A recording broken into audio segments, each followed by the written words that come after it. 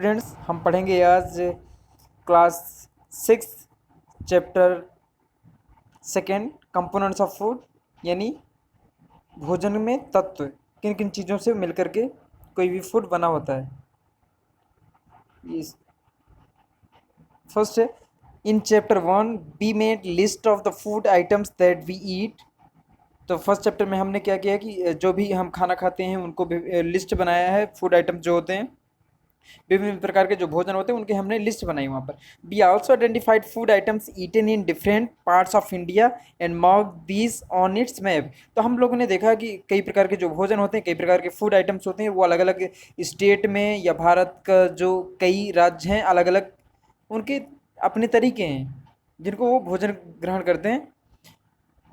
तो जैसे हमने कलकत्ता की बात की थी, वेस्ट बंगाल की बात की थी, तो उसमें बात की थी कि चावल, मच्छी यानी फिश, मछली, एग करी, ये ज़्यादा यूज़ किए जाते हैं। बिहार में है जैसे ज़्यादा चावल खाया जाता है। साथ में यदि साउथ इंडिया की बात करें तो साउथ इंडिया में सांभर, इडली, डोसा आदि चीज़ें ज़्यादा उपयोग में की जाती हैं, और उनको हमने देखा कि अलग अलग स्टेट में भी हमने जाना।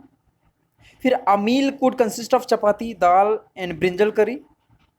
Another may be rice, sambar and a vegetable preparation of ladies finger, जिसे हम भिंडी कहते हैं। At another meal could be appam, fish curry and vegetables. तो ये कई प्रकार के फूड आइटम्स दिए हों कि जिनमें हो सकता है कि कोई हो सकता है कि हमारे खाने में हो सकता है कि चपाती हो, रोटी हो सकती है, अर्थात साथ में दाल हो सकती है, बैगन की सब्जी हो सकती है, सूखी सब्जी हो सकती है, या अनदर में भी राइस, यानी अलग दूसरी बात की जाए तो चावल हो सकता है, सांभर हो सकता है, या कोई किसी प्रकार की बनाई हुई बढ़िया सब्जी हो सकती है, जैसे भिंडी की सब्जी हो सकती है। At another meal could be appam. Appam एक प्रकार से चावल जैसे का भाग होता है, वो साउथ इंडिया में बनाया जाता है। फिश करी हो सकती है या कोई सब्जी हो सकती है। जैसे एक्टिविटी फर्स्ट 1 में दिया हुआ है आवर मील्स, ये फूड आइटम बना हुआ है, रखा हुआ है प्लेट में। इसमें activity first, our meals usually have at least one item made of some kind of grain. तो हमारा जो भोजन होता है उसमें से एक, कम से कम एक आइटम कोई भी होगा, एक किसी न किसी प्रकार से एक के अनाज से बना होगा। Other items could be a dal, कुछ हो सकता है कि दाल हो सकती हैं, और अ डिश ऑफ मीट, या हो सकती है कोई मांस बना हुआ हो सकता है, या वेजिटेबल हो सकता है। It may also include items like curd. तो उसमें कई सारे दूसरी चीज़ें आइटम भी हो सकते हैं, दूसरे प्रकार भी हो सकते हैं, जैसे दही हो सकती है, कर्ड यानी दही हो सकती है, बटर मिल्क यानी मट्ठा, एंड पिकल्स मीन्स होता है अचार, जिसे हम लोकल लैंग्वेज में बोलते हैं अथान बोल देते हैं। Some examples of meals from different regions are given in table 2.1। Select food items you depicted on the map in chapter 1. Add some more meals to this list and enter this. तो यहाँ पर कुछ table 2.1 है, वहाँ पर कुछ list दी गई हैं, और अलग चैप्टर 1 में ही हम लोगों ने कई लिस्ट बनाई थी कि अलग अलग मैप में भी देखा था कि कहाँ पर किस तरह का भोजन ग्रहण किया जाता है, यानी खाया जाता है, उनके हैबिट में फूड आइटम्स कौन से यूज करते हैं। Sometimes we may not really have all this variety in our meals. If we are traveling, we may eat whatever is available on the way. It may not be possible for some of us to eat such a variety of items most of the time. तो कहने का मतलब है कि हर time पर ये ज़रूरी नहीं है कि हमें हर एक कंडीशन में पूरे सभी प्रकार के जो फूड आइटम्स हैं सभी अवेलेबल हो सकें, यानी सभी उपलब्ध हो पाएँ। ये परिस्थितियों पर डिपेंड करता है। यदि हम यात्रा कर रहे होते हैं तो तब देखते हैं कि जो भी चीज़ें हमें रास्ते में मिल जाती हैं या जो भी उपलब्ध हो जाती हैं या अवेलेबल हो जाती हैं, तो हम उनको ग्रहण करने का प्रयास करते हैं और एनर्जी लेते हैं साथ में। लेकिन हम यदि घर पर होते हैं तो हम डिफरेंट प्रकार के डिशेस, यानी विभिन्न प्रकार के फूड आइटम्स प्रिपेयर कर सकते हैं और उनको अपनी इच्छा अनुसार ग्रहण करते हैं, खाते हैं। फिर है, there must be some reason though why meals usually consist of such a distribution. Do you think that our body needs different kinds of food for some special purpose. तो हम देखते हैं कि यहाँ पर कुछ ना कुछ कारण होना चाहिए कि हम किसी प्रकार का भोजन क्यों खा रहे हैं, उसमें कई प्रकार के भोजन क्यों ले रहे हैं हम। तो कई बार ऐसा होता है कि हमारी जो बॉडी होती है वो डेवलपमेंट की जब बात आती है तो उसे विभिन्न प्रकार के कई प्रकार के न्यूट्रिएंट्स की ज़रूरत पड़ती है, जो एसेंशियल कंपोनेंट्स होते हैं, जो हमारे बॉडी पार्ट्स के डेवलपमेंट में, उसके ग्रोथ में इसेंशियल होते हैं, बहुत ही महत्वपूर्ण होते हैं, ज़रूरी होते हैं। What do different food items contain? जो अलग अलग जो फूड आइटम्स हैं, वो उनमें वास्तव में क्या क्या रहता है, किन किन चीज़ों से मिलकर के बना होता है, अब आगे देखेंगे हम। We know that each dish is usually made up of one और मोर इंग्रेडिएंट्स। कोई भी डिश है, कोई भी भोजन है, कोई भी पकवान है, तो वो एक या एक से ज़्यादा चीज़ों से मिलकर के बना होता है। which we get from plants और एनिमल्स, जिसे हम किसी न किसी रूप से हम या तो प्लांट से यानी पेड़ पौधों से प्राप्त करते हैं, या किसी एनिमल से होता है। ठीक है, या कह सकते हैं हम सीधे कि वो प्लांट प्रोडक्ट्स होगा, या एनिमल प्रोडक्ट्स होगा, या स्वयं एनिमल होगा।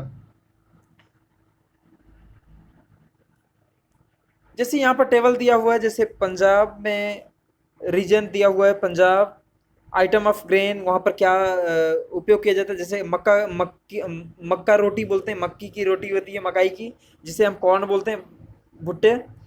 फिर आइटम ऑफ दाल या मीट। अब उसके साथ में यदि दाल की बात की जाए तो राजमा, राजमा जो किडनी शेप का होता है, किडनी के आकार का होता है, और ये इसका रंग लगभग रेड कलर का होता है, और भी दूसरे रंग के हो सकते हैं। वेजिटेबल जैसे सरसों की साग वहाँ पर यूज की जाती है। सरसों की साग की पहले भी बात कर चुके हैं कि वहाँ पर कहीं पर भी हम लोग जैसे वेरियस पार्ट्स के एडिबल पार्ट्स के बारे में हमने बात की थी कि खाने योग्य जो भाग होते हैं प्लांट के, तो उसमें से हम बात कर चुके थे कि सीड जो सरसों के होते हैं वो ऑयल के लिए यूज किए जाते हैं, और जो सरसों का होता है उसका साग बनाया जाता है, यानी सब्जी बनाई जाती है। अदर्स हैं जैसे कर्ड, घी, यानी किसी भी भोजन में के साथ में हम दही के साथ दही भी खाते हैं, या हम रोटियों में साथ में उसमें लगा करके घी खाते हैं। इसी तरह इसमें दिया आंध्र प्रदेश में जैसे राइस खाते हैं, और तुअर दाल खाते हैं, रसम चारू वो उसी के साथ में होता है। कुंदरू, डोंडाकाई, डोंडाकाई तेलुगु में बोलते हैं, कुंदरू होता है, कुंदरू की सब्जी बनाई जाती है। और बटर मिल्क है, बटर मिल्क के साथ में जैसे कि मट्ठा हो गया, घी, पिकल। तो हम आवाकाई, आवाकाई मीन्स होता है अचार होता है, आवाकाई मीन्स अचार होता है। तो वहाँ पर जब आंध्र प्रदेश की बात करते हैं तो वहाँ पर सांभर, चावल, और ज़्यादातर सांभर में देखा जाए तो उसमें भी कई प्रकार की चीज़ें मिली होती हैं, जैसे कई बार उसमें डाल दिया जाता है बैगन भी डाल दिया जाता है उसी में।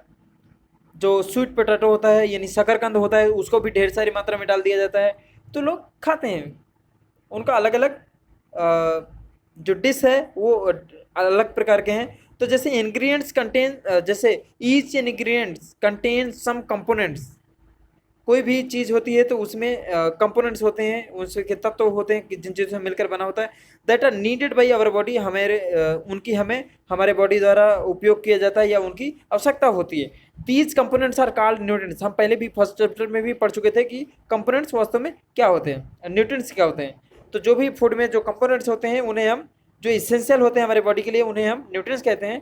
The major nutrients in our food are named carbohydrates, proteins, fats, vitamin and minerals. तो हम न्यूट्रिएंट्स की बात करें तो सबसे पहली बात है कि जो फूड कंपोनेंट्स होते हैं वही हमारे न्यूट्रिएंट्स होते हैं। तो हमारे फूड में जो मेजर कंपोनेंट्स होते हैं तो वो होते हैं कार्बोहाइड्रेट होते हैं, प्रोटीन्स होते हैं, फैट्स होते हैं, विटामिन होते हैं, और मिनरल्स होते हैं। तो ये हमको ये चीज़ें जिन जिन सोर्सेज से मिलती हैं, यानी जिन जिन चीज़ों में कार्बोहाइड्रेट प्रेजेंट होता है, प्रोटीन प्रेजेंट होता है, उपस्थित होता है, फैट प्रेजेंट होता है, या विटामिन होते हैं, या मिनरल्स होते हैं, उन सभी का यूज हम करते हैं।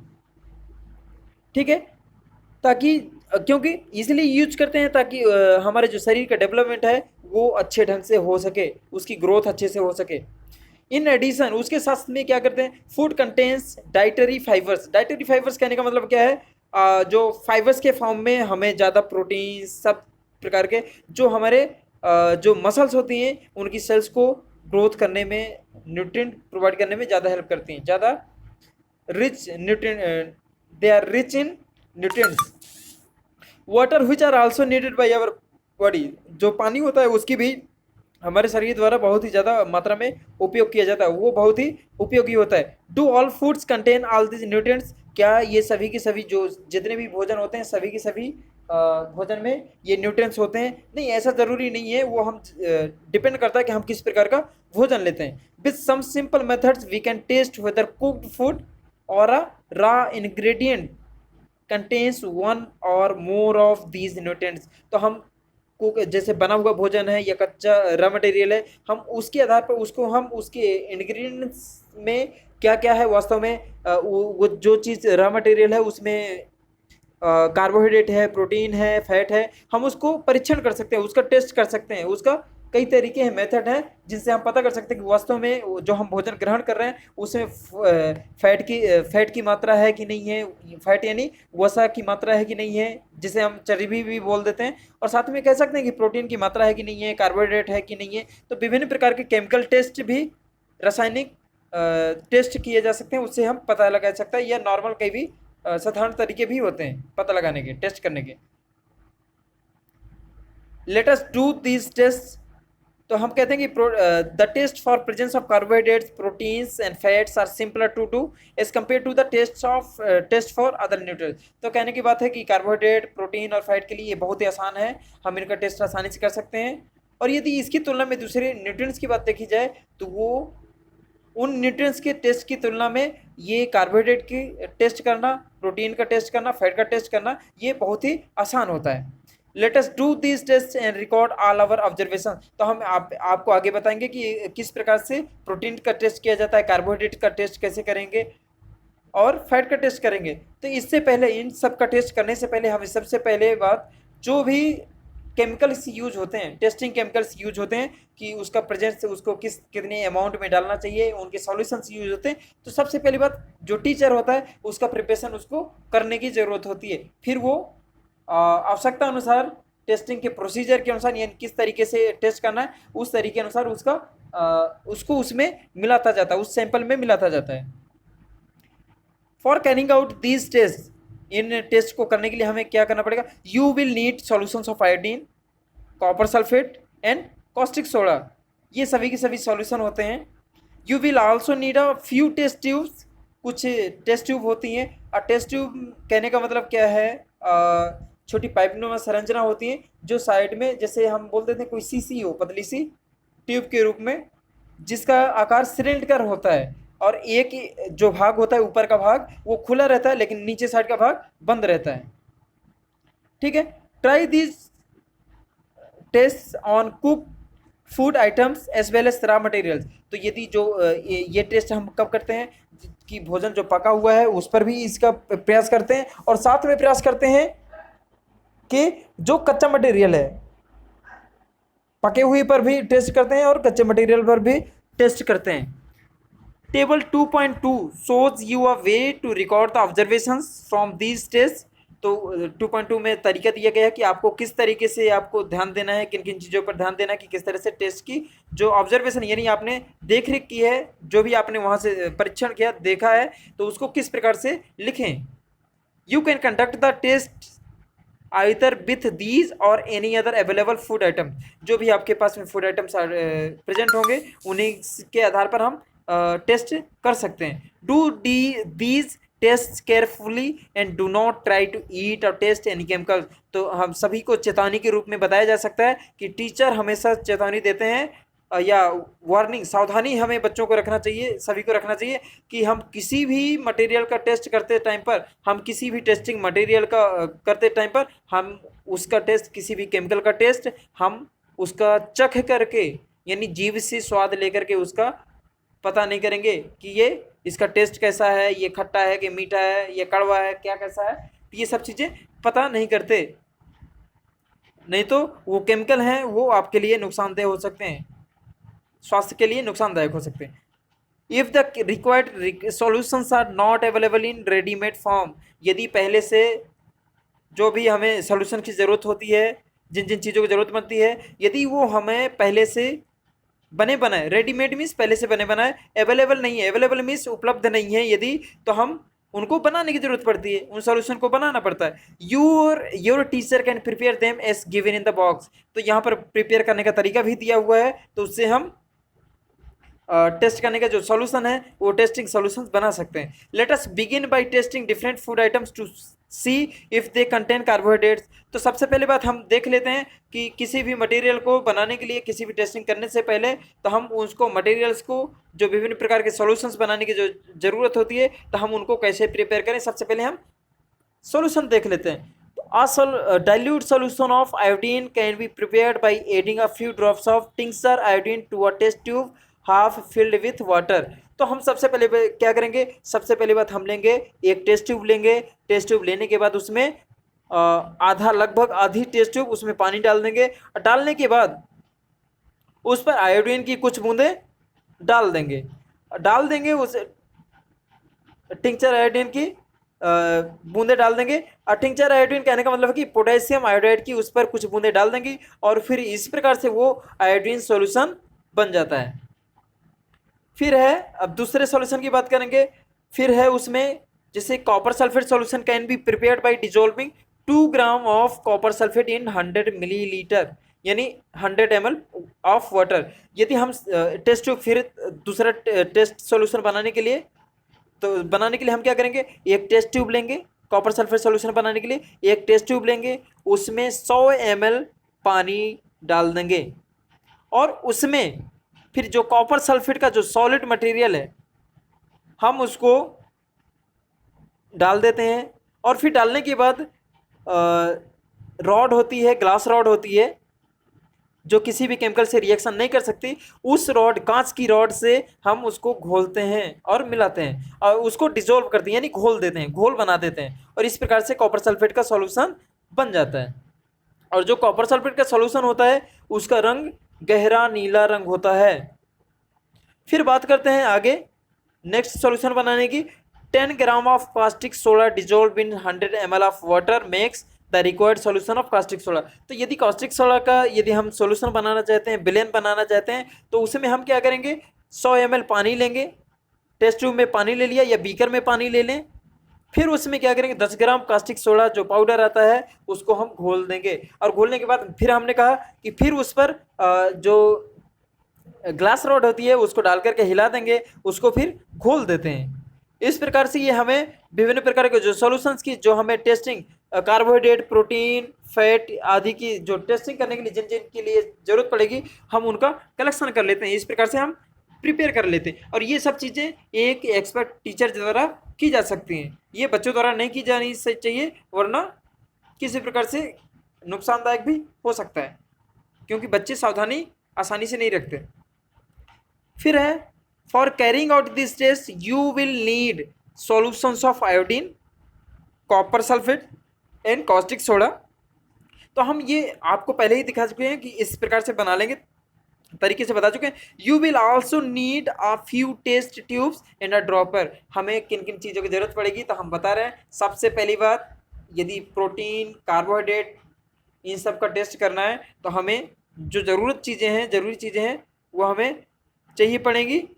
आयोडीन, सॉल्यूशंस ऑफ आयोडीन चाहिए पड़ेगी, आयोडीन सॉल्यूशन चाहिए पड़ेगा, कॉपर सल्फेट का सॉल्यूशन चाहिए पड़ेगा, कॉस्टिक सोडा का सॉल्यूशन चाहिए पड़ेगा। इसके साथ साथ में जब ड्रॉप डालने की बात आती है तो ड्रॉपर आता है, कांच का ड्रॉपर आता है, उसको ज़रूरत पड़ेगी। और हमें कई टेस्ट ट्यूब भी जरूरी पड़ेंगी, क्योंकि उस पर सैंपल डाल करके हम टेस्ट डालेंगे, जो सॉल्यूशन होगा उस पर ऐड करेंगे, फिर ड्रॉप्स ऐड करेंगे। तो फिर यहाँ पर सबसे पहले करते हैं, try these test on cooked food items as well as raw materials. कहने का मतलब है यदि हम प्रोटीन, सबसे पहली बात प्रोटीन की टेस्ट कर रहे हैं तो सबसे पहली बात हमें 2 टेस्ट ट्यूब लेनी पड़ेगी। और एक टेस्ट ट्यूब में क्या करेंगे, एक टेस्ट ट्यूब में कुक्ड फूड है, यानी बना हुआ जो भोजन है, ऑलरेडी कुक्ड है, उस भोजन को हम डालेंगे, कुछ सैंपल डाल देंगे, उसमें कुछ भाग डाल देंगे। और एक दूसरी जो टेस्ट ट्यूब होगी उसमें हम क्या डालेंगे, जो कच्चा मटेरियल है उसको हम उसमें डाल देते हैं। और दोनों में प्रोटीन के लिए यदि टेस्ट कर रहे हैं तो उसमें दोनों का प्रोटीन टेस्ट करने के लिए जो सॉल्यूशन डाला जाता है उसको हम ऐड करते हैं। जैसे table .2.2 shows you a way to record the observation from this test. Some food items are given in this table. You can conduct the test either with these or any other available food items. Do these tests carefully. Do not try to eat or taste any chemical. तो कहने का मतलब है कि जो भी 2.2 की जो टेबल है उसमें जो दिए हुए हैं, ये जो दिए हुए हैं इन पर टेस्ट करने की बात करें कि ये डिफरेंट प्रकार के मटेरियल दिए हुए हैं, इन पर टेस्ट करना। और फिर हम क्या पाते हैं तो वो टेस्ट के आधार पर प्रेजेंट है कि नहीं है, ये इन सब चीज़ों का उल्लेख यहाँ पर करना है। ये फिर टेस्ट करने के बाद ही सब चीज़ों का अंदाज़ा चल पाता है या पता चल पाता है। फिर है यहाँ पर हम करेंगे बात If the required solutions are not available in ready-made form, your teacher can prepare them as given in the box. तो वहाँ बॉक्स में पहले ही बता चुके हैं। तो फिर हम शुरू करते हैं कार्बोहाइड्रेट के टेस्ट के बारे में शुरू करते हैं। Let us begin by testing different food items to see if they contain carbohydrates. तो कार्बोहाइड्रेट्स का टेस्ट करेंगे तो हर एक का सैंपल डालते रहेंगे और कार्बोहाइड्रेट की बात करेंगे। तो कार्बोहाइड्रेट का टेस्ट करने के लिए हम क्या करेंगे, there are many types of carbohydrates, कई प्रकार के कार्बोहाइड्रेट्स होते हैं। तो हम क्या करेंगे, the main carbohydrate found in our food are in the form of starch. हम बात करेंगे कि जो हमारे भोजन में जो प्रेजेंट होता है कार्बोहाइड्रेट, वो होता है स्टार्च के फॉर्म में प्रेजेंट होता है और शुगर के फॉर्म में प्रेजेंट होता है। We can easily test if a food item contains starch, और हम आसानी से टेस्ट कि कार्बोहाइड्रेट वास्तव में प्रेजेंट है कि नहीं प्रेजेंट है, हम इसका टेस्ट आसानी से कर सकते हैं। ये एक्टिविटी 2 में दिया गया है, क्रिकेट क्लब 2 पर आते हैं। अब इस पर ये दिया गया है, जैसे इसमें दिया गया है टेस्ट फॉर स्टार्च, यानी मंड का परीक्षण। हिंदी में स्टार्च को हिंदी में मंड बोलते हैं, इसलिए हम कह सकते हैं कि मंड का परीक्षण। आइए करते हैं मंड का परीक्षण। Take a small quantity of food item or raw ingredient, यानी कोई भी कच्चा मटेरियल है या कुछ बना हुआ, जैसे कुक्ड फूड है, फूड आइटम है, तो उसको हम टेस्ट ट्यूब पर लेते हैं। फिर उसके बाद क्या करते हैं, put 2 to 3 drops of dilute iodine solution on it. और फिर क्या करेंगे, उस पर हम, जैसे हम मान लेते हैं कि आलू ले लें या पका हुआ चावल ले लें, तो हम चावल ले लेते हैं या आलू लेते हैं, कोई भी एक चीज़ ले लेते हैं। लेने के बाद क्या करेंगे, उस पर आयोडीन सॉल्यूशन की 2 से 3 ड्रॉप्स डाल देते हैं, बूंद डाल देंगे। तो फिर क्या होगा, हम देखते हैं जिस प्रकार से फिगर 2.1 में दिया गया है, इस प्रकार से हमें करना है। तो फिर observe if there is any change in the colour of the food item. तो आपको देखना है, ध्यानपूर्वक ध्यान से देखना है कि क्या उस जो फूड मटेरियल था पहले, तो उस पर क्या चेंज आ रहा है, उसमें क्या रंग में परिवर्तन हो रहा है। रंग में यदि परिवर्तन हो रहा है तो फिर कौन सा रंग आ रहा है। तो did it turn blue black, क्या वो नीला काला हो गया। हाँ, तो सबसे पहले बता दें कि यदि हम आयोडीन सॉल्यूशन यदि कार्बोहाइड्रेट या स्टार्च के प्रेजेंस वाले चीज़ में डालते हैं, उन सैंपल में डालते हैं जिनमें कार्बोहाइड्रेट प्रेजेंट हो, यानी कहने का मतलब स्टार्च प्रेजेंट हो, तो उसमें सबसे पहले यदि हल्का सा यदि हम आयोडीन सॉल्यूशन डाल देंगे तो सबसे पहली बात हल्का ब्लू कलर का आता है। यदि ज़्यादा मात्रा में आयोडीन की बूंदें पड़ गई तो वह डार्क ब्लू हो जाता है, जिसे हम ब्लू ब्लैक कह देते हैं। Indicates that it contains starch, और यदि ब्लू ब्लैक कलर आ जाता है तो हम उसे कह देते हैं कि उस फूड मटेरियल में, उस फूड के सैंपल में स्टार्च प्रेजेंट है, मंड उपस्थित है।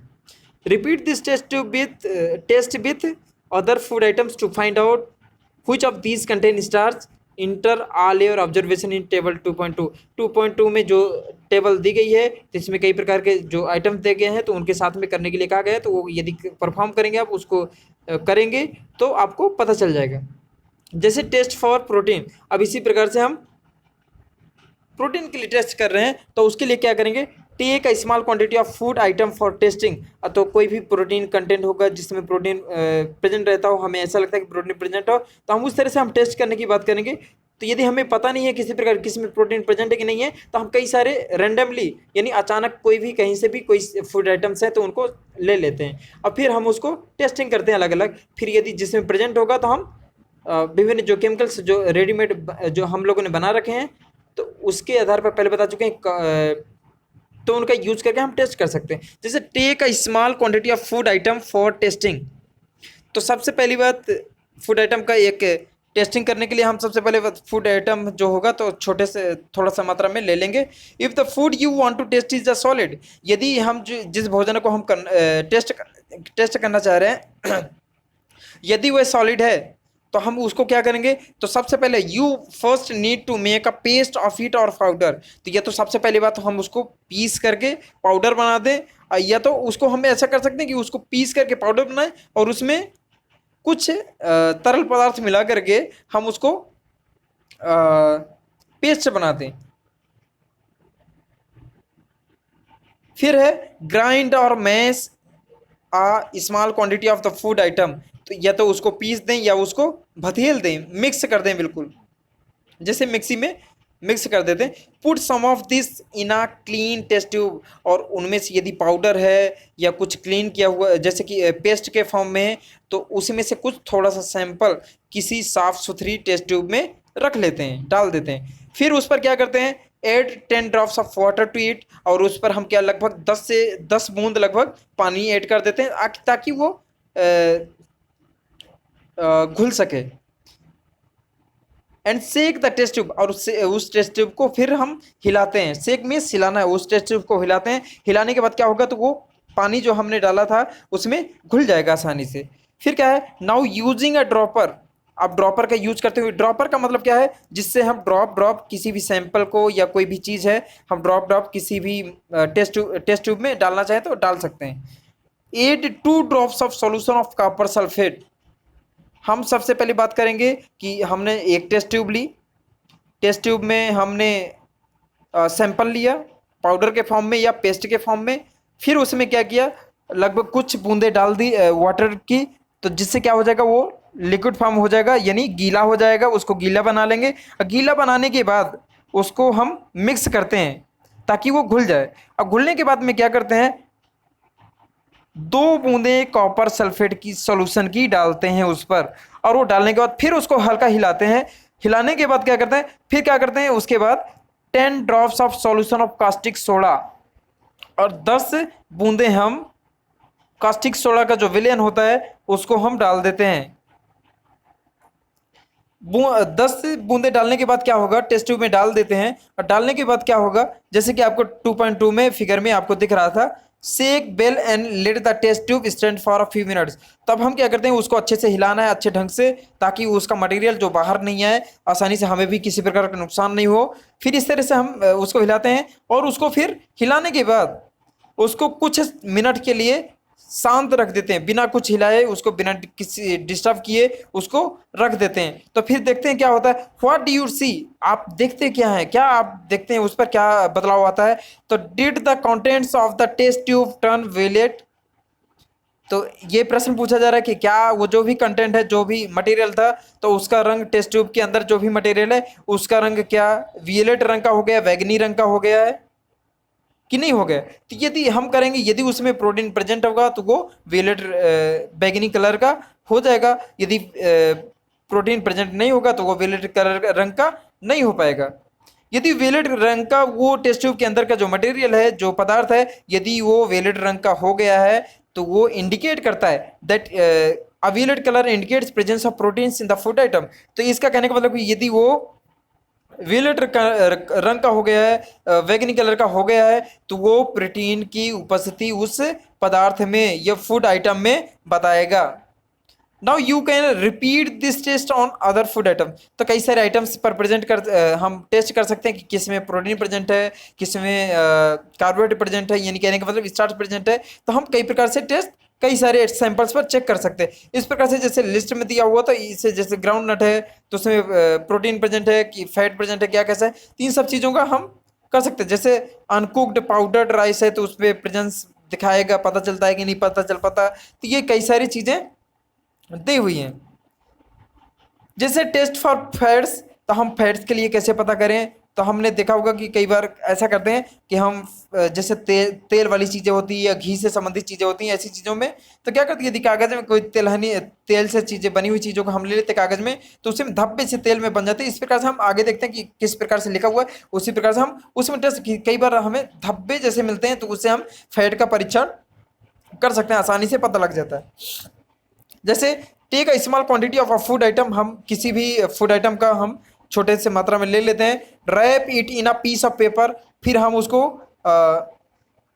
किसी पेपर में रैप मीन्स लपेट लेते हैं, पेपर में कागज के टुकड़े में लपेट लेंगे। And crush it, crush means होता है पीसना या दबाना बिल्कुल तगड़े से।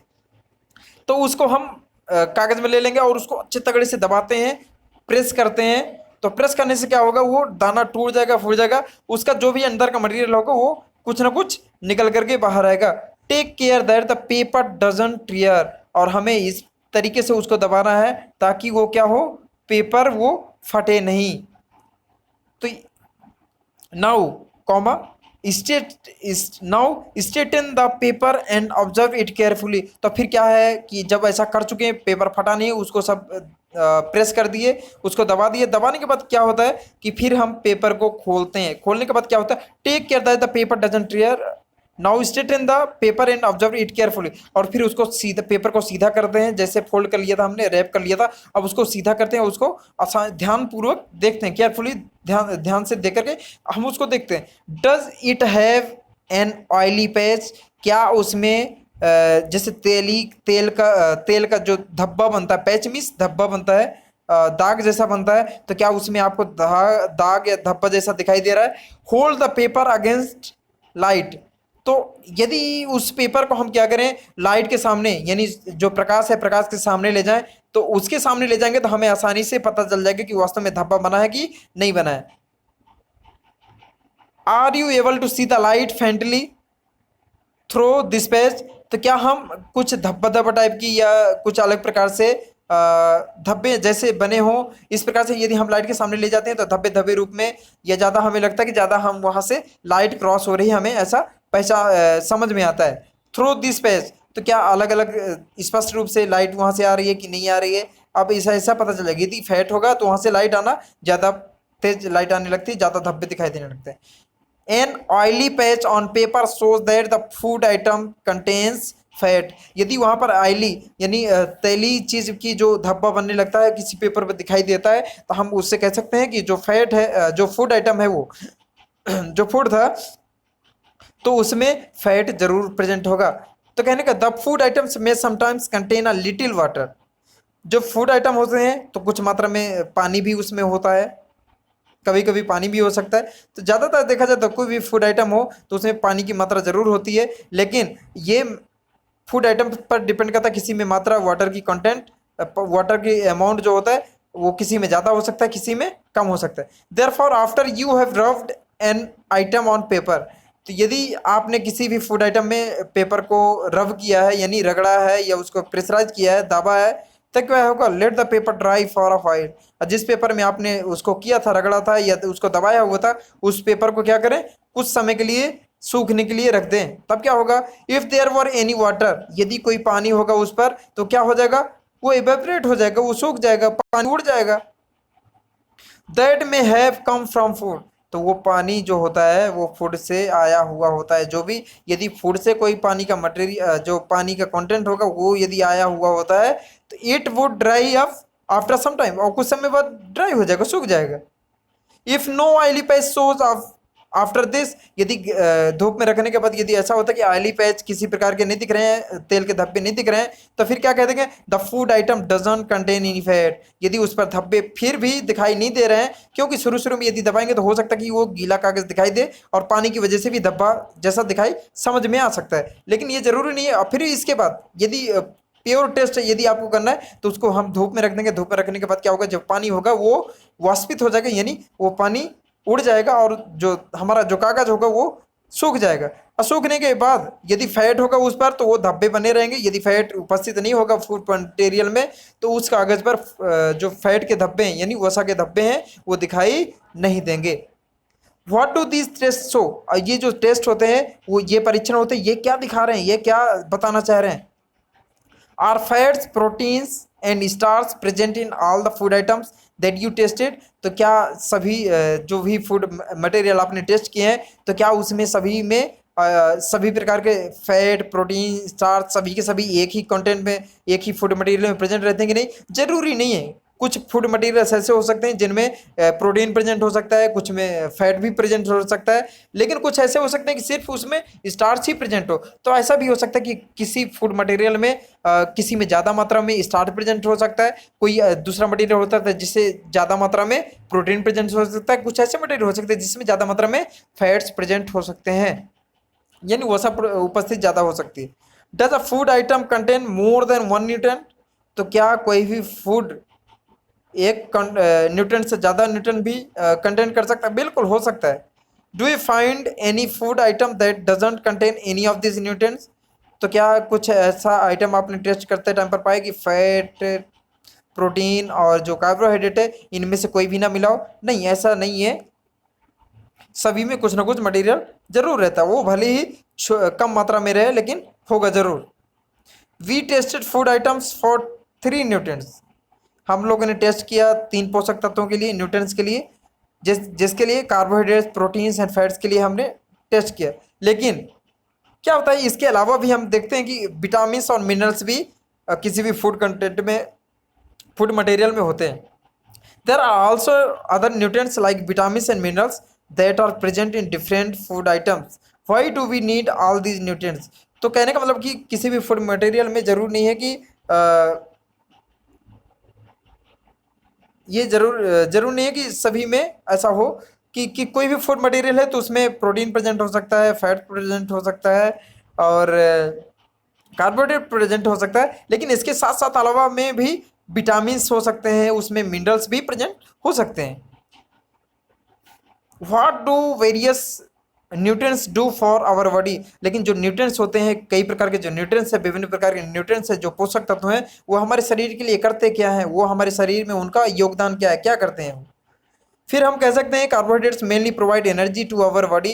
तो जो कार्बोहाइड्रेट होते हैं जो हमारे शरीर को ऊर्जा प्रदान करते रहते हैं। Fats also give us energy. जो वसा होती है, जो फैट यानी चर्बी होती है, वो भी हमारे शरीर को एनर्जी प्रदान करते रहते हैं। इनफैक्ट हालांकि fats give much more energy as compare to the same amount of carbohydrate.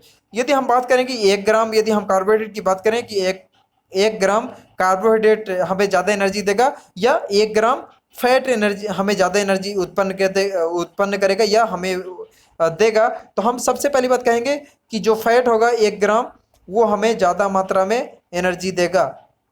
किसकी तुलना में? 1 ग्राम कार्बोहाइड्रेट की तुलना में।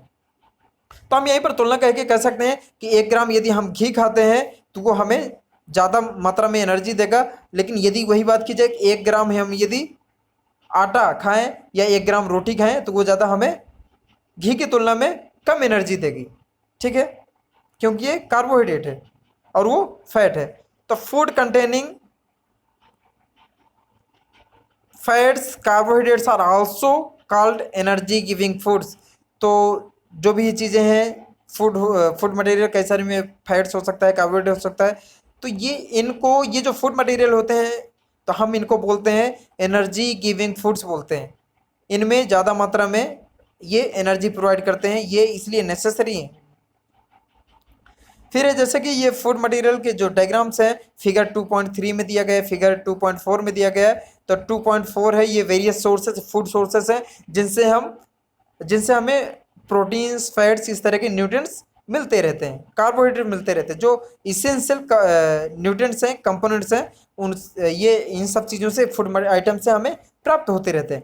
Proteins are needed for the growth and repair of our body. तो प्रोटीन की बात की जाए तो वो हमारे शरीर की ग्रोथ यानी वृद्धि के लिए, और उसमें जो भी विकृतियाँ होती हैं, रिपेयर मतलब विकृतियाँ होती हैं, जो उसमें गड़बड़ियाँ होती हैं या नुकसान हो जाता है, टूट फूट हो जाता है या किस प्रकार से घाव हो जाते हैं, तो उनकी रिपेयर करने के मीन्स उसकी मरम्मत करने के लिए हमारे शरीर में बहुत ही योगदान होते हैं।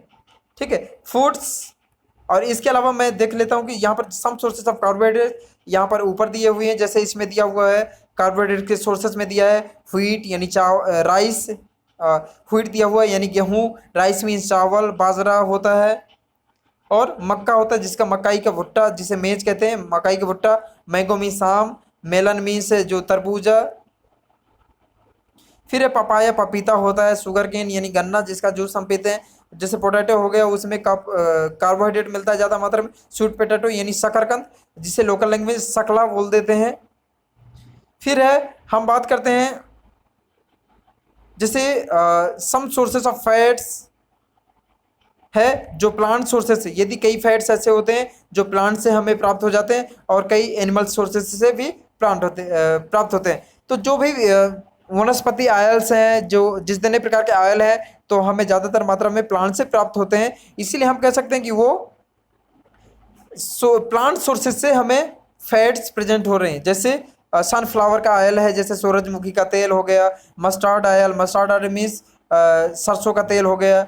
ग्राउंड नट होती हैं, तो ग्राउंड नट मीन्स से मूंगफली होता है, मूंगफली से बादाम होती है, नट्स होती हैं, ड्राई नट्स बोलते हैं इनको, बादाम आलमंड बोलते हैं। ठीक है। फिर जैसे कोकोनट ऑयल है, नारियल का तेल, और सोयाबीन है तो सोयाबीन का तेल आता है, और तिल होता है, ठीक है, जिसे हम तिली बोलते हैं। फिर है इसी के बात करते हैं सम सोर्सेस ऑफ फैट्स में होते हैं, जैसे एनिमल सोर्सेस होते हैं, यानी एनिमल, ये सब चीज़ें एनिमल से हमें मिलती हैं और इनमें फैट्स रहता है। जैसे मीट है, मीट में भी फैट रहता है, प्रोटीन्स भी रहते हैं। अब जैसे घी की बात है तो घी भी एनिमल से ही आता है, मिल्क जो होता है वो भी एनिमल से ही आता है। फिर बटर की बात करें, यानी मक्खन की बात कर देते हैं तो वो भी एनिमल से ही, एनिमल प्रोडक्ट है, एनिमल से ही मिलता है। जैसे फिश हो गई, फिश भी, फिश में प्रोटीन भी होता है, फैट्स भी होता है, ऑयल भी होता है उसमें, ठीक है। तो इस प्रकार से हम, और विटामिन भी होता है, जैसे इसके मछली के लीवर में फिश जो ऑयल होता है उसी से विटामिन ए की गोलियां बनाई जाती हैं, जिससे रतौंधी को सही किया जा सकता है। यानी आँख की कमजोरी जो रात में दिखाई नहीं दे पाता स्पष्ट रूप से, उसे सही करने में सहायता करता है। जैसे एग्स है, क्रीम है, ये सब चीज़ें एनिमल सोर्स से आती हैं, यानी एनिमल स्रोत है जहाँ से हमें ये सब चीज़ें मिलती हैं। फिर इसके बाद है, जैसे इसमें लिखा हुआ है सम सोर्सेस ऑफ प्रोटीन्स, जैसे प्रोटीन के सोर्स कौन कौन से हैं, तो जितने प्रकार के दाने होते हैं वो सभी से, जैसे प्लांट सोर्सेस हैं और एनिमल सोर्सेस, सभी में प्लांट और एनिमल सोर्सेस होंगे। तो प्लांट सोर्सेस है जिनसे हमें प्रोटीन मिलता है, जैसे चना हो गया, या विभिन्न प्रकार राजमा हो गए, बीन्स बोलते हैं उनको कई प्रकार के, सोयाबीन की दाने होते हैं, मटर के दाने हो गए, मूंग की दाल हो गई, मूंग के दाने हो गए, तुअर की दाल, अरहर की दाल हो गई, ये विभिन्न प्रकार के होते हैं, चने भी हो गए। तो ये कई प्रकार के जो है प्लांट प्रोडक्ट्स हैं, यानी प्लांट सोर्सेस हैं, यहाँ से प्लांट से ही हमें प्राप्त होते हैं। फिर जैसे एनिमल सोर्सेस हैं, तो एनिमल सोर्सेस में हो गए मिल्क, यानी दूध, अंडा, दही, पनीर, मीट, मछली, ये सब चीज़ें हो जाती हैं। फिर इसके साथ में यदि बात करते हैं तो फिर दूसरे भी सोर्सेस, फूड सोर्सेस हैं। अब जैसे इसमें दिया गया है सोर्सेस ऑफ विटामिन दिए गए हैं, विटामिन बी के सोर्स दिए गए हैं, सी के दिए गए हैं, डी के दिए गए हैं। तो सबसे पहली बात विटामिन ए के सोर्स की बात करेंगे, तो जैसे विटामिन ए के सोर्स किन किन किन चीज़ों से हमें प्राप्त होता है, यदि हमें विटामिन ए की कमी हो गई है, यानी विटामिन ए की कमी से हमें होता है रतौंधी रोग होता है। तो रतौंधी रोग के बारे में, यदि रतौंधी रोग यानी रात में हमें, रात होते ही हमें यदि दिखाई देना बंद हो जाता है, तो हम समझ सकते हैं कि वो रतौंधी रोग है, ठीक है। वो विटामिन ए की कमी से होता है। तब हमें जो विटामिन ए के सोर्स हैं, हमें उन्हें, उनका सेवन करना चाहिए, उन्हें खाना चाहिए। जैसे पपाया खाना चाहिए, पपीता खाना चाहिए, कैरेट यानी गाजर खानी चाहिए, मैंगो यानी आम खाना चाहिए, फिश ऑयल मीन्स मछली का तेल, और मिल्क मीन्स दूध पीना चाहिए। अब बात आती है vitamin B. Vitamin B, vitamin B की कमी से बेरी बेरी रोग होता है। हम आगे चल के सब चीज़ों के बारे में पहले से ही आपको बताए दे रहे हैं, विटामिन बी की कमी से बेरी बेरी रोग होता है। और इसमें क्या होता है कि जो हमारा जो सेल्स हैं वो क्लॉटिंग नहीं होती, ब्लड क्लॉटिंग नहीं हो पाती आसानी से। फिर है ये राइस की कमी, यानी व्हीट, यानी मेनली कह दिया जाए तो कार्बोहाइड्रेट की कमी हो जाती है सीधे सीधे। फिर है विटामिन सी की बात करेंगे, तो विटामिन सी की कमी से स्कर्वी होता है, स्कर्वी रोग होता है, डिजीज होता है। और इन्हीं इस प्रकार से जिनकी कमी से, इन विटामिन की कमी से जो रोग होते हैं उन्हें हम डिफिशियंसी डिसीजेस भी कहते हैं, यानी कमी के रोग, ठीक है। फिर इसके बाद है, जैसे इसमें एग्जांपल दिया गया है विटामिन सी, जितने भी साइट्रस फूड होते हैं, जैसे नारंगी, नींबू और संतरा, मौसम्बी, सब जितना भी हम कहते हैं, जैसे ऑरेंज मिर्च, संतरा, टोमेटो मिर्च, टमाटर, नींबू, आंवला, आंवले में विटामिन ए भी पाया जाता है और विटामिन सी भी पाया जाता है, जो आंखों के लिए फायदे होता है। आंखों के लिए आंवला भी, विटामिन सी भी बहुत फायदेमंद होता है। फिर है जैसे गुआवा, अमरूद बोलते हैं, अमरूद के लिए होगा, ग्रीन चिली, हरी मिर्च हो गई, ये फायदेमंद होते हैं विटामिन सी, क्योंकि सोर्स होते हैं इसके। फिर है some sources of vitamin D. Vitamin D कहाँ कहाँ से मिलता है, लीवर यानी यकृत, ठीक है, जिसे हम, और जैसे फिश हो गया, अंडा हो गया, मिल्क, बटर यानी मक्खन वगैरह, ये सभी प्रोडक्ट्स हैं जिनसे हमें डिफरेंट प्रकार के विटामिन मिल सकते हैं। अब जैसे इसमें दिया हुआ है proteins are often called body building foods. तो प्रोटीन को हम बॉडी बिल्डिंग फूड्स इसलिए कहते हैं क्योंकि मसल्स के फॉर्मेशन में ये सबसे ज़्यादा योगदान देते हैं। Vitamin help in protecting our body against disease. जो विटामिन होते हैं हमारे शरीर को विभिन्न प्रकार के जो रोग होते हैं उनसे सुरक्षा करने में हमारी सहायता करते हैं। Vitamin also help in keeping our eyes, bones, teeth and gums healthy. तो हमारी जो विटामिन होते हैं वो हमें हमारी आंखों को स्वस्थ रखते हैं, हमारी जो हड्डियाँ होती हैं उनको भी बढ़िया तंदुरुस्त रखते हैं, जो दांत होते हैं उनको सही ढंग से रखते हैं, और गम्स हेल्दी, तो जो भी मसूड़े होते हैं टीथ एंड गम्स उनको भी बहुत अच्छे तरीके से मजबूत रखते हैं।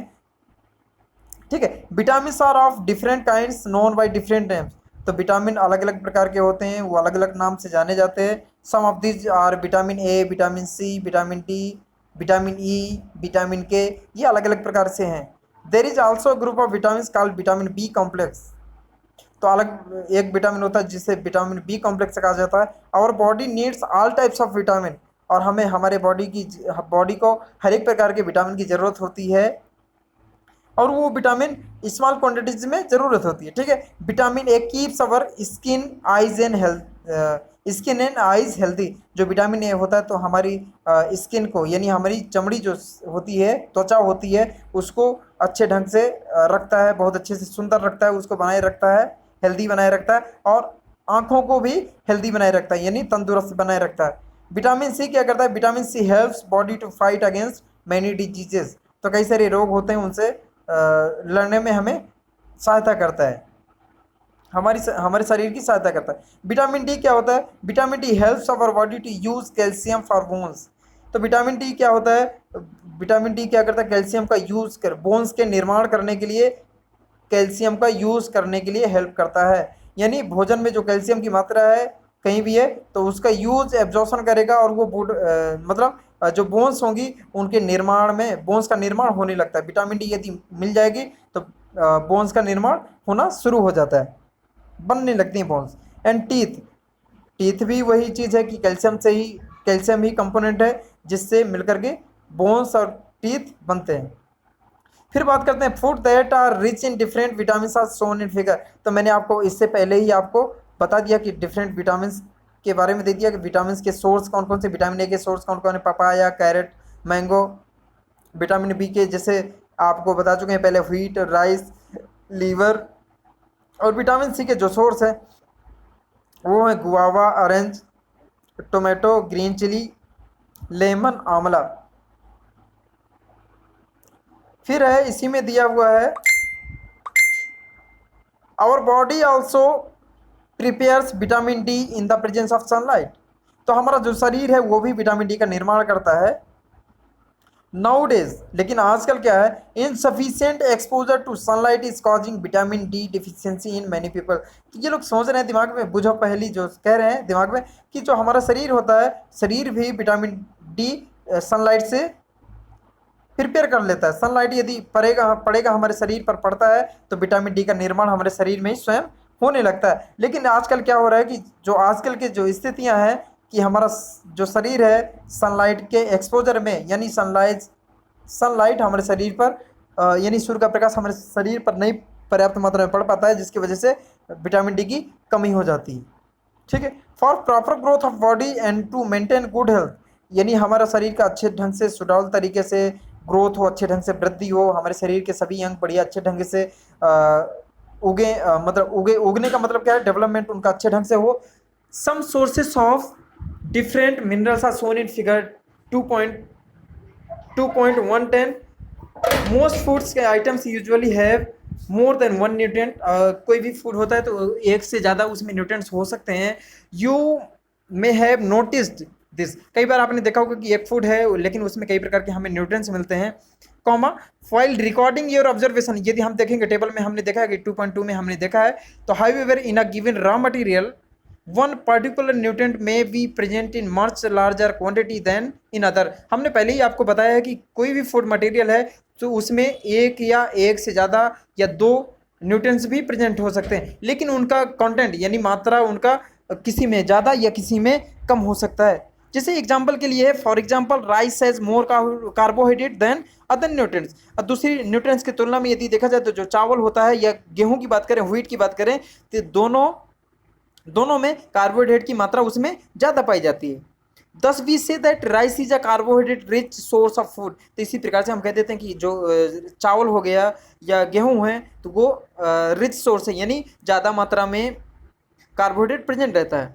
फिर कह सकते हैं कि besides these nutrients our body needs dietary fibres. तो हमारे शरीर को डाइटरी फाइबर्स की ज़रूरत होती है, यानी जो कई प्रकार के जिसमें डाइट्स होते हैं। डाइट कहने का मतलब क्या है, जो हमारे शरीर को विभिन्न प्रकार की जो मसल्स को जॉइंट या मेंटेन करने में हेल्प करते हैं। एंड वाटर, हमें कई प्रकार वाटर की भी जरूरत पड़ती है, जैसे जल की जरूरत पड़ती है। Dietary fibres are also known as roughage, इनको रगेज कहा जाता है। Roughage is mainly provided by plant products in our food. और ये जो रगेज होते हैं, जो फाइबर्स होते हैं, रेसे जो होते हैं प्लांट से मिलते हैं, इनको रगेज कहा जाता है, प्लांट फाइबर्स कहा जाता है, यानी पौधों से प्राप्त रेसे जो हमारे लिए, हमारे शरीर के लिए बहुत ही उपयोगी होते हैं, ये बहुत ही अति आवश्यक भी होते हैं। Whole grains and pulses comma potatoes fresh fruits and vegetables are main sources of roughage. जो भी हरी सब्जियां हैं, दाल हैं, आलू है, ये सभी जो भी ताज़े फल हैं, ये हमारे शरीर के लिए शरीर के लिए बहुत ही उपयोगी हैं। और ये हमें हमारे शरीर के लिए डाइटरी फाइबर्स प्रदान करते हैं, यानी उपलब्ध करवाते हैं, जिन्हें हम कह देते हैं रगेज। ठीक है, उपलब्ध करवाते हैं। रगेज डजंट प्रोवाइड एनी न्यूट्रिएंट, और ये किसी भी प्रकार से न्यूट्रिएंट नहीं हमारे शरीर को प्रोवाइड करते, लेकिन it is essential component of our food and aids to its work. This help our body get rid of undigested food. और ये जो किसी प्रकार से ये न्यूट्रिएंट्स या हमारे शरीर को किसी प्रकार से ये एनर्जी तो नहीं देते, लेकिन जो हमारा जो डाइजेस्टेड फूड है उसको आगे बढ़ने, जो हमारी इंटेस्टाइन होती है या एलिमेंट्री कैनाल होता है, जो हमारा पाचन तंत्र होता है, उसमें फूड मटेरियल को एक जगह से दूसरी जगह मूवमेंट, उसको मूव करने के लिए, यानी उसको गति करने के लिए, आगे बढ़ने के लिए हेल्प करता है। ठीक है, फिर इसमें जैसे दिखाया गया सोर्सेस ऑफ आयोडीन है, तो आयोडीन की बात करें तो आयोडीन जो जिंजर होता है, फिश होता है, इसमें और भी वेरियस जैसे कि चीज़ें दी हुई हैं, कर्ड वगैरह हो गए, इन सब चीज़ों में उपस्थित रहता है। अब इसकी बात करते हैं some sources of phosphorus. Phosphorus जैसे की बात करते हैं तो उसमें फास्फोरस जैसे होते हैं, तो ये मिल्क में भी उपस्थित होता है, व्हीट में, राइस में, केले में, हरी मिर्च में, इन सब में प्रेजेंट रहता है। और some sources of iron, iron की बात करें तो चुकंदर में सबसे ज़्यादा बात की जाती है, चुकंदर में होता है, पालक में होता है, और लीवर में होता है, और भी चीज़ें हैं। फिर है जैसे लिखा हुआ सम सोर्सेस ऑफ कैल्शियम। और ऐसे कौन कौन से सोर्सेज यानी कैसे स्रोत हैं जहाँ से हम कैल्शियम प्राप्त होता है, तो कैल्शियम की यदि कमी की बात की जाती है तो कहते हैं कि दूध यानी मिल्क हो गया और एग हो गया, जहाँ से हमें कैल्शियम आसानी से प्राप्त हो जाता है। फिर उसके बाद है water helps our body to absorb nutrients from food. तो जो वाटर होता है यानी पानी होता है, तो हमारा जो विभिन्न प्रकार के जो न्यूट्रिएंट्स हमारे डाइजेस्टेड फूड में रहते हैं, उसको हमारे इंटेस्टाइन द्वारा जो एब्जॉर्ब किया जाता है, उसमें एब्जॉर्ब करने में सहायता करते हैं। यदि वाटर नहीं होगा तो वो बिल्कुल सॉलिड हो जाएगा, और सॉलिड से किसी का एब्जॉर्प्शन कर पाना बहुत ही कठिन होता है, एब्जॉर्प्शन नहीं किया जा सकता। इसीलिए इस प्रकार से वाटर है वो हमें एब्जॉर्ब करने में, यानी अवशोषण करने में, अवशोषित करने में बहुत ही अच्छा, बहुत ही हेल्प करता है, सहायता करता है। It also helps in throwing out some waste from body as urine and sweat. तो कई सारे ब्लड में जैसे इम्प्योरिटीज रहती हैं, या कह दिया जाए टॉक्सिक मटेरियल या वेस्ट मटेरियल जो हमारे शरीर के लिए उपयोगी नहीं रहती, उनका निष्कासन यानी एक्सक्रीशन हमारे शरीर से बाहर निकालने की भी जरूरत होती है। तो उस प्रकार से भी निकालने में सहायता करता है जल, यानी पानी उसमें सहायता करता है, जैसे पसीने के रूप में बाहर निकल जाता है, और जैसे हम कहते हैं यूरिन के रूप में, यानी मूत्र के रूप में वो बाहर हो जाता है। ठीक है, normally we get most of the water that our body needs from the liquids we drink. तो ज़्यादातर जो भी हमें वाटर पानी की ज़रूरत पड़ती है, जो हम पीते हैं, जो पानी हमारे शरीर में ज़रूरत पड़ती है, तो जो भी लिक्विड मटेरियल है जो हम पीते हैं, उनसे हमें पानी की मात्रा मिल जाती है। और कई सारे जूसी मटेरियल्स होते हैं, यानी रसीले पदार्थ, फल होते हैं या सब्जियां होती हैं, उनको खाने से भी हमें वाटर की मात्रा पर्याप्त मात्रा मिलती रहती है। Such as water, milk and T. तो जो भी जैसे चाय पी हमने, उससे भी हमें मिल जाता है पानी, कुछ मात्रा मिल जाती है। मिल्क है, पिया, उससे भी हमें कुछ मात्रा में पानी मिल जाता है। इन एडिशन इसके साथ साथ क्या मिलता है, we add water to most cooked foods. तो ज़्यादातर हम क्या करते हैं, जो भी खाना बनाते हैं तो जो खाना पकाने से पहले उसमें भोजन में पानी मिलाते हैं और उसको पकाने के लिए भी मिलाते हैं, तो उसके रूप में भी जो हम खाना खाते हैं तो उसमें भी पानी कुछ ना कुछ मात्रा में चला जाता है, वो हमारे शरीर को मिल जाता है। Let's see if there is any other source which provides water to our body। तो चलिए अभी आगे देखते हैं कि हमें कोई भी दूसरा भी कोई स्रोत है जिससे हमें पानी हमारे शरीर को मिलता रहता है। एक्टिविटी 3 में दिया हुआ है, जैसे देखते हैं क्रियाकलाप 3 में देखते हैं, टेक अ टोमेटो और अ फ्रूट लाइक लेमन। तो हमने पहले भी बताया है कि आपको रसीले जो पदार्थ होते हैं, फल होते हैं या सब्जियां होती हैं, वो हमें वाटर प्रोवाइड करवाते हैं। जैसे फिर इसके बाद हमने एक क्या लिया, टोमेटो, टमाटर ले लिया और नींबू ले लिया। जब हम उसको काटते हैं तो रस जैसा रसीला जो पदार्थ निकलता है उसे हम पानी कह सकते हैं। ठीक है, रस जो निकलता है, नींबू का रस हो गया, टमाटर का रस हो गया, तो उससे पानी निकलने लगता है। Cut it into small piece, उसके जब छोटे छोटे टुकड़ों में हमने क्या किया, उसको काट लिया, तब क्या हुआ, do your hands get wet while doing so. क्या आपको इस समय करते टाइम पर आपके हाथ गीले हो जाते हैं।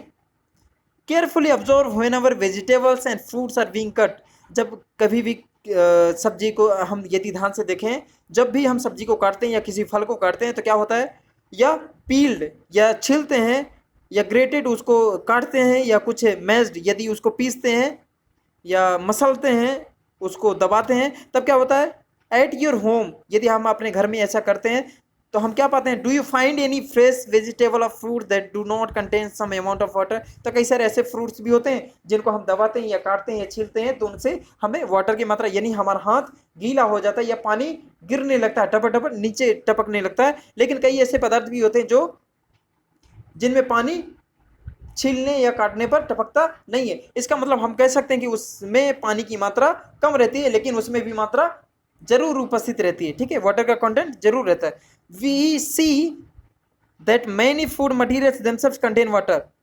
तो स्वयं में पानी उनमें होता है, हम सभी यहाँ से पता चल गया हमको। टू सम एक्सटेंट कुछ ना कुछ मात्रा में होता है। Our body needs are met by this water. और उनमें जो पानी रहता है उसी की वजह से हमें हमारे जो शरीर में जो पानी की आवश्यकता होती है उसकी पूर्ति हो जाती है। अपार्ट फ्रॉम दिस, इसके अलावा देखे जाए तो क्या होगा, we also add water while cooking many food items. जब खाना बनाते हैं तब भी हम ऐड कर देते हैं, वो तो आप पहले ही देख चुके हैं। फिर क्या है, बैलेंस डाइट। बैलेंस डाइट कहने का मतलब है, सबसे पहले हम देख लेना चाहते हैं कि कोई भी हमारा जो फूड मटेरियल होता है, तो फूड मटेरियल में जब हम भोजन लेते हैं, डाइट लेते हैं या कोई फूड लेते हैं, भोजन ग्रहण करते हैं, तो उसमें हम ये इस पर आधार पर हमारा भोजन होना चाहिए कि हमें किस न्यूट्रिएंट की ज़रूरत है, किस न्यूट्रिएंट की कमी है। तो उस आधार पर सभी का जो डाइट होता है यानी भोजन होता है वो अलग अलग इंडिविजुअल के हिसाब से अलग अलग हो सकता है। The food we normally eat in a day is our diet.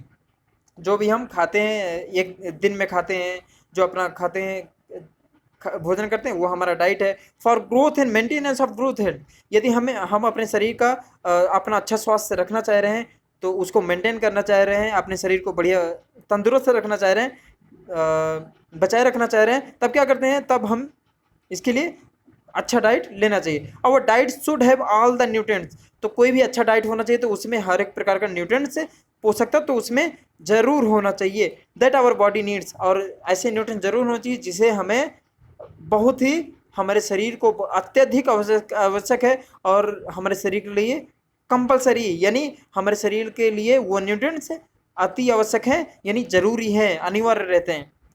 In right quantities, यानी जितनी मात्रा में हमें ज़रूरत होती है तो उतनी ही मात्रा में, पर्याप्त मात्रा में मिलना चाहिए। ये नहीं कि हम किसी चीज़ की बात करने लगे तो न्यूट्रिएंट्स, यदि पता चले कि आयरन किसी चीज़ में पाया जाता है तो हम आयरन वाला सोर्स वाला एकदम उसी को खाते जाए। तो यदि किसी भी चीज़ की यदि ज़्यादा मात्रा में भी विटामिन हो जाता है तब भी नुकसानदायक कभी कभी साबित होते हैं। फिर है not too much of one and not too little of the other. तो यहाँ पर कहा गया कि जैसे कि किसी भी कोई भी न्यूट्रिएंट है, ना तो बहुत ही ज़्यादा उसको ले लेना चाहिए, खा लेना चाहिए, ना ही बहुत कम होना चाहिए, लेकिन पर्याप्त इनफ मात्रा में, ये सफिशिएंट अमाउंट यानी पर्याप्त मात्रा में होना चाहिए। जितना हमें रिक्वायरमेंट है, हमारे शरीर को जितनी ज़रूरत है उतना लेना चाहिए, ग्रहण करना चाहिए। The diet should also contain a good amount of roughage and water. उसमें पर्याप्त मात्रा में फाइबर्स होने चाहिए, प्रेजेंट होने चाहिए, रेसे हमारे भोजन में उपस्थित होना चाहिए और पानी भी उपस्थित होना चाहिए। Such a diet is called a balance diet, और उसे हम बैलेंस डाइट करते हैं। अब बैलेंस डाइट को हिंदी में बोलते हैं, उसे हम संतुलित आहार कहते हैं। ठीक है। Do you think that people of all ages need the same type of diet? नहीं, बिल्कुल नहीं। क्या आप समझते हैं कि जो सभी उम्र के जो लोग होते हैं, सभी को एक ही प्रकार की डाइट की ज़रूरत पड़ती है? तो उम्र के बढ़ते या घटने के बढ़ने के अनुसार पर तो सभी लोगों को अलग अलग न्यूट्रिएंट्स की ज़्यादा ज़रूरत पड़ सकती है, हो सकता है कि किसी न्यूट्रिएंट की कमी पड़ जाती है, तो वो अलग अलग रिक्वायरमेंट उस पर डिपेंड करता है। थिंक दैट, सोचो ये, दैट जैसे सोचते हैं what we need for balance diet would depend on the amount of physical work that we do. हाँ बिल्कुल, जो हम कार्य करते हैं उस पर डिपेंड करता है कि जैसे हम कुछ काम करते हैं तो हो सकता है कि जिसका खर्च ज़्यादा होगा, हमारे शरीर में ज़्यादा यूटिलाइजेशन होगा, तो उसी की ज़्यादा ज़रूरत भी होगी। जिसका हमें शरीर में ज़्यादा खर्च होगा, खपत होती होगी, उपयोग होता होगा, उसका उपयोग भी मतलब हमें हमारे बॉडी में भी उसका आना चाहिए, क्योंकि उसका यूज है, उपयोग है। Prepare a chart of whatever you eat over a period of week. एक सप्ताह में आप क्या क्या खाते हैं उसका एक लिस्ट बना लीजिए, चार्ट बना लीजिए। Check whether all the nutrients mentioned are present in one or the other food items being eaten with a day or so. तो क्या ये हमें चार्ट बनाना है, उस पर लिखना है कि भाई कि किस किस फूड आइटम में कौन कौन से न्यूट्रिएंट प्रेजेंट रहता है, क्या वास्तव में हम न्यूट्रिएंट्स, सभी प्रकार के न्यूट्रिएंट्स की जो आवश्यकता हमारे शरीर को है, वो सभी आवश्यकताएं हमारे शरीर में जो होनी चाहिए, तो वो हमें सभी न्यूट्रिएंट्स या सभी प्रकार के पोषक तत्व तो हमें हमारे शरीर को मिल पा रहे हैं या नहीं मिल पा रहे हैं। फिर है pulses, groundnut, soybean, sprouted seeds, moong and Bengal gram, fermented foods, South Indian foods such as idlis, a combination of flours, misi roti, thepla made from cereals and pulses, banana, spinach, sattu, jaggery यानी गुड़। Available vegetables and other such food provide many nutrients, therefore one can eat a balanced diet without expensive food materials। तो बिना खर्च किए, ज़्यादा खर्च के भी हम, जैसे इस तरह कई सारी चीज़ें रहती हैं जिन पर हम बिना खर्च किए भी इन चीज़ों को खा सकते हैं और हमें कई प्रकार के न्यूट्रिएंट्स मिल जाते हैं। जैसे पल्सेस मीन्स दालें, ग्राउंडनट मीन्स होता है मूंगफली, सोयाबीन मीन्स सोयाबीन की जो दाने होते हैं, इसमें सोयाबीन में सबसे ज़्यादा प्रोटीन होता है। स्प्राउटेड सीड्स का मतलब होता है जर्मिनेटेड सीड्स। स्प्राउटेड मीन्स अंकुरित बीज होते हैं, जैसे मूंग के हो गया, बंगाल ग्राम हो गया, मूंग हो गया, चना हो गया। फर्मेंटेड फूड्स हो गए। फर्मेंटेड फूड कहने का मतलब है कि जिनका ईस्ट वगैरह डाल करके उनका बना लेते हैं, जैसे उनको पहले, जैसे एक प्रकार से कह दिया जाता है कि उनको पहले फुला कर रख दिया जाता है ताकि उसमें कुछ समय के लिए सड़ जाए वो भोजन, ऐसा इस प्रकार से बनाया जाता है। जैसे चावल से हम इडली बनाते हैं, उसको फुला देते हैं उसके आटे को, फिर उसको जब तक एक रात के लिए लगभग रख देते हैं, छोड़ देते हैं, फिर उसके बाद बनाते हैं। अ कम्बिनेशन ऑफ फ्लोर्स, यह हो सकता है कि कई सारे आटों को मिला करके बना सकते हैं, जैसे missi roti, thepla made from cereals and pulses, तो कई दालों को मिला करके बना लिया और अनाज को मिला कर बना लिया। ठीक है, ऐसा बनाते हैं, कई प्रकार के पकवान बनाते हैं। जैसे फिर क्या है, बनाना मीन्स केला, स्पाइनेस मीन्स पालक, सत्तू हो गया जिसे चना भून करके उसको पिसा लिया जाता है, उसको सत्तू बोलते हैं। जैगरी मीन्स गुड़ होता है। Available vegetables,